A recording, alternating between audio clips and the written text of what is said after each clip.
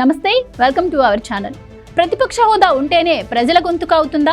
ఇన్నాళ్ళు రోడ్ల మీదకొచ్చి మాట్లాడిన మాటలు నీ సొంత ఎజెండానే తప్ప ప్రజల ఎజెండా కాదా జగన్? వైనాట్ 175 అని 5 ఏళ్ల తన విధ్వంసకర పరిపాలనతో పేటరేగిపోయిన జగన్మోహన్ రెడ్డికి రాష్ట్ర ప్రజలు కనీసం ప్రతిపక్ష హోదాలో కూర్చునే అవకాశం కూడా ఇవ్వలేదని ఆగ్రహంతో రగిలిపోతున్నాడు. ప్రతిపక్ష హోదా కూడా ఇవ్వలేదని ప్రజల సమస్యలపై అసెంబ్లీలో ప్రస్తావించకుండా తన స్వార్థ బుద్ధిని మరోసారి రుజువు చేశాడు.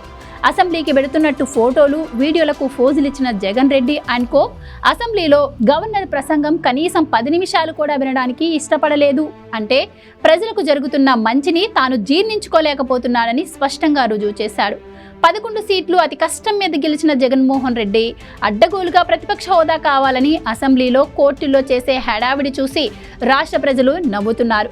చేతిలో 151 సీట్లు ఉండగా ప్రజల యోగక్షేమాలను గాలి కొదిలేసి గాలిపంకా పార్టీ అధినేత జగన్ రెడ్డి 2024 ఎన్నికల్లో ప్రజల ఆగ్రహ సునామీలో కొట్టుకుపోయి 11 సీట్లకు పరిమితమయ్యాం. ప్రజలు మనల్ని చీకొట్టారు, చీదరించుకున్నారు. నువ్వు మాకు అక్కర్లేదు, కనీసం ప్రతిపక్ష హోదాలో కూడా నువ్వు మా గురించి మాట్లాడే నైతిక హక్కు కూడా నీకు లేదు అని స్పష్టమైన తీర్పు ఇచ్చారనే ఇంగిత జ్ఞానం జగన్ రెడ్డికి నేటికి రాలేదు అంటే ఎంత మూర్ఖుడో అర్థమవుతుంది.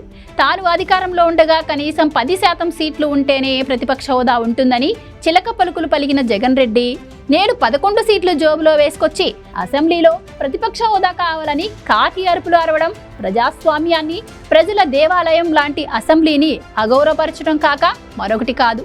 ఇక ప్రజాస్వామ్యంపై ఉన్న గౌరవంతో భారతదేశ రాజకీయ చరిత్రలో ప్రతిపక్ష హోదా లేకపోయినప్పటికీ అటల్ బిహారీ వాజ్పేయి వంటి అగ్రనాయకులు ప్రజావాణిని చట్టసభల్లో వినిపించిన దాఖలాలు లేకపోలేదు. అంతేకాకుండా 2014 లోక్సభ ఎన్నికల్లో కాంగ్రెస్ 44 స్థానాలే గెలిచింది. సభలో ప్రతిపక్ష హోదా కావాలి అంటే 55 సీట్లు కావాలి. ప్రతిపక్ష హోదా లేకున్నా రాహుల్ గాంధీ లోక్సభకు హాజరై దేశ సమస్యలను సభ దృష్టికి తీసుకెళ్లారు.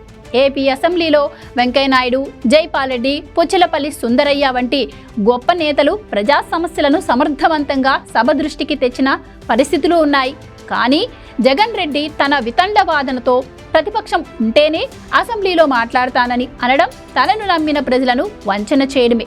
తనతో పాటు తన పార్టీ సింబల్ మీద గెలిచిన మరో 10 మంది వైసీపీ ఎమ్మెల్యేలను సైతం చట్టసభల్లో తమను నమ్ముకున్న ప్రజల సమస్యలపై మాట్లాడనీయకుండా వివక్షపూరితంగా అసెంబ్లీకి దూరం చేస్తున్నాడు. ఇలాంటి ప్రజాద్రోహి జగన్ రెడ్డికి ప్రజల గురించి నోరెత్తే నైతిక హక్కు లేదు అని రాష్ట్ర ప్రజలకు అర్థమైంది.